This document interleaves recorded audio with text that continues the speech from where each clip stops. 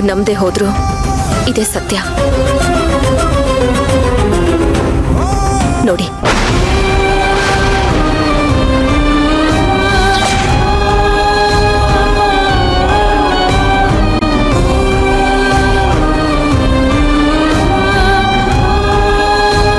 ನಾನು ಗೆದ್ಬಿಟ್ಟೆ ಭಾವ.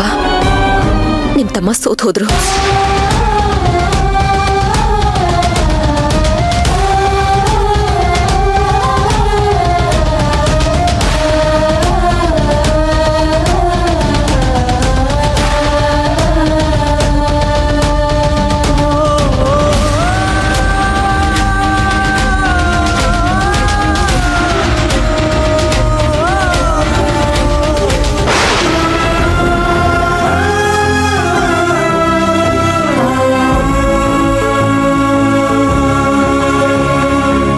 ಇದ್ರಲ್ಲಿ ಏನು ತಪ್ಪಿಲ್ಲ ತಾನೆ?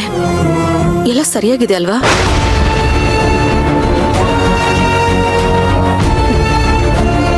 ಆಗಿರೋ ತಪ್ಪನ್ನ ಸರಿಪಡಿಸ್ಕೊಳ್ಳೋದಕ್ಕೆ ಅಂತಾನೆ ಇದನ್ನ ಕೊಟ್ಟಿರೋದು ಭಾವ.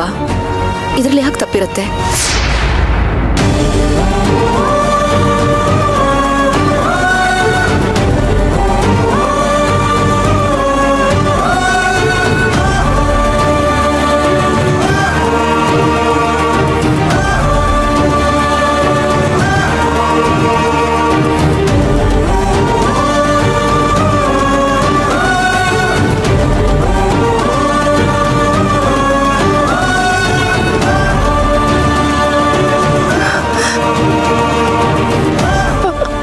ಅರ್ಜುನ,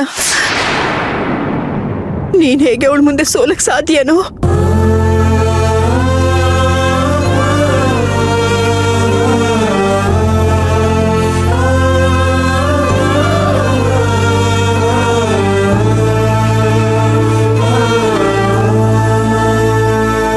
ಸೋತ್ಬಿಟ್ಟೆ ಅಜ್ಜಿ,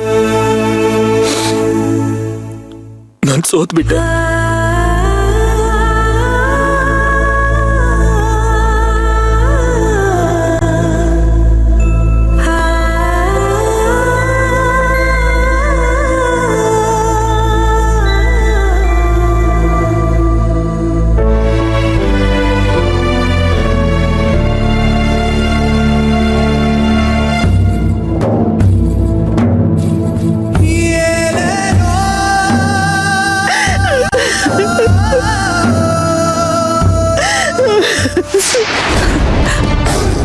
ವಾವ್, ಭಲೆ ಕಿಲಾಡಿ ಇದೆಯಾ ನೀನು, ಬ್ರಿಲಿಯಂಟ್.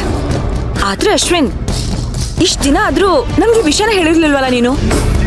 ಇಂಥ ಮನೆ ಹಾಳು ಕೆಲಸ ಮಾಡ್ಬೇಕಾದ್ರೆ ಸೀಕ್ರೆಟ್ ಮೇಂಟೈನ್ ಮಾಡಬೇಕು ಅಂತ ನನಗೆ ಬೋಧನೆ ಆಗಿತ್ತು. ಅದ್ ಸರಿ, ಅರ್ಜುನ್ಗೆ ಈ ಕಾಲ್ ರೆಕಾರ್ಡ್ ಸಿಕ್ಕಿರಲ್ಲ ಅಂತ ಅಂತೀಯಾ? ಅದೇ ನನಗೂ ಗೊತ್ತಾಗ್ತಿಲ್ಲ ಪ್ರಿಯಾ.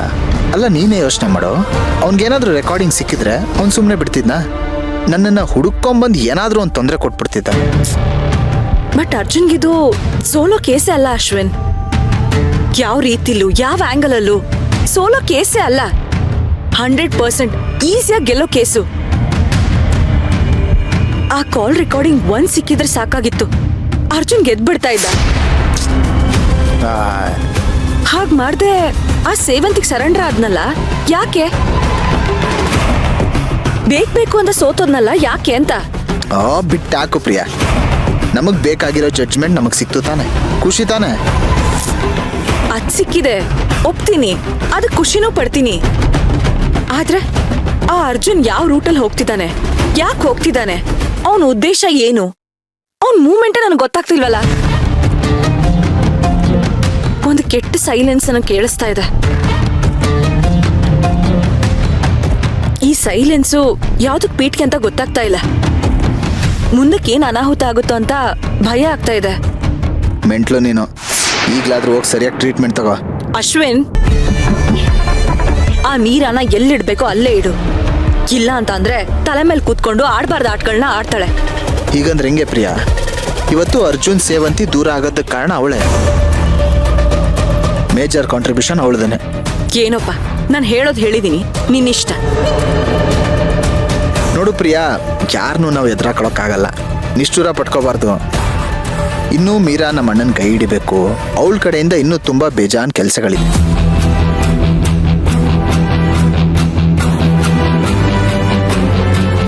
Switch off ಬರ್ತಿದೆಯಲ್ಲ. ಒಳ್ಳೇದಾಯ್ತು ಬಿಡು. ಆ ಮಗು ವಿಷಯದಲ್ಲಿ ಬೆಳಗ್ಗೆ ಮನೆಯವ್ರ ಮುಂದೆ ನನ್ನ ಹೇಗ್ ಸಿಕ್ಕಾಕ್ಸಿದ್ಲು ಅಂತ ನೀನೇ ನೋಡ್ದೆ ಅಲ್ಲ. ನಡಿ ಇವಾಗ ನಾನು ಒಬ್ಬಳಿಗೆ ಐಸ್ ಕ್ರೀಮ್ ಕೊಡ್ಸು. ಸರಿ.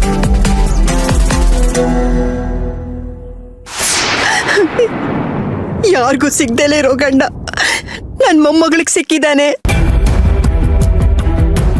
ಯಾರಿಗೂ ಸಿಗ್ದೇ ಇರೋ ಹೆಂಡತಿ ನನ್ ಮೊಮ್ಮಗನ್ಗೆ ಸಿಕ್ಕಿದ್ದಾಳೆ ಅಂತ ಎಲ್ಲರ ಹತ್ರ ನಾನು ಎಷ್ಟೊಂದು ಹೆಮ್ಮೆಯಿಂದ ಹೇಳ್ಕೊಳ್ತಾ ಇದ್ದೆ ಗೊತ್ತೇನೋ.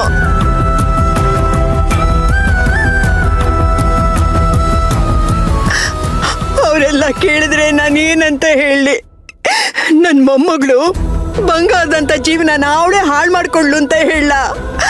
ಇಲ್ಲ ನನ್ ಮೊಮ್ಮಗ ಹಾಳು ಮಾಡ್ಕೊಂಡ ಅಂತ ಹೇಳ?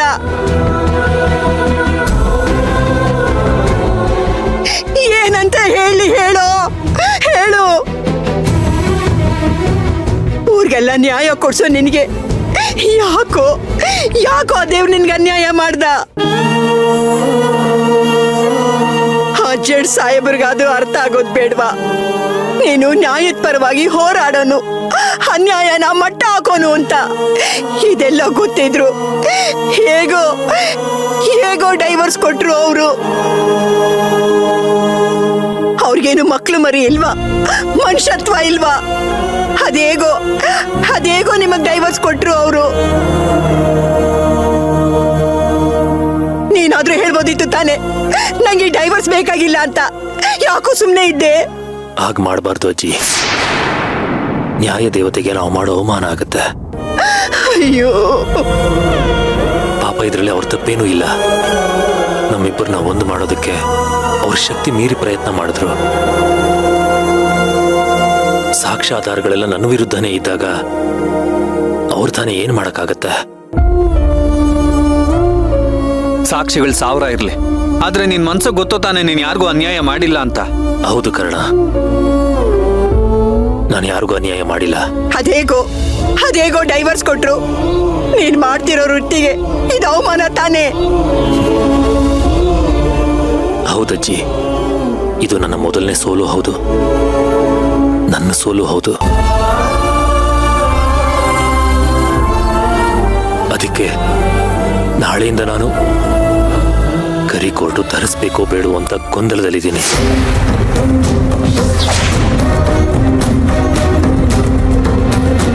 ಫೂಲ್ ತರ ಮಾತಾಡ್ಬೇಡ ಅರ್ಜುನ್. ನಿನ್ ತರಾನೇ ಎಲ್ಲರೂ ಯೋಚನೆ ಮಾಡಿದ್ರೆ ಪ್ರಪಂಚದಲ್ಲಿ ಯಾರು ಲಾಯರ್ಗಳೇ ಇರಲ್ಲ. Be strong. ಏನ್ ಪ್ರಪಂಚನೇ ಮುಳುಗೋಗಿಲ್ಲ. ನೀನು ಹೋಗಿ ಫ್ರೆಶ್ ಅಪ್ ಆಗು, ನಾನು ಹೋಗಿ ಅದಕ್ಕೆ ಹತ್ರ ಮಾತಾಡ್ತೀನಿ. ಕರ್ಣ,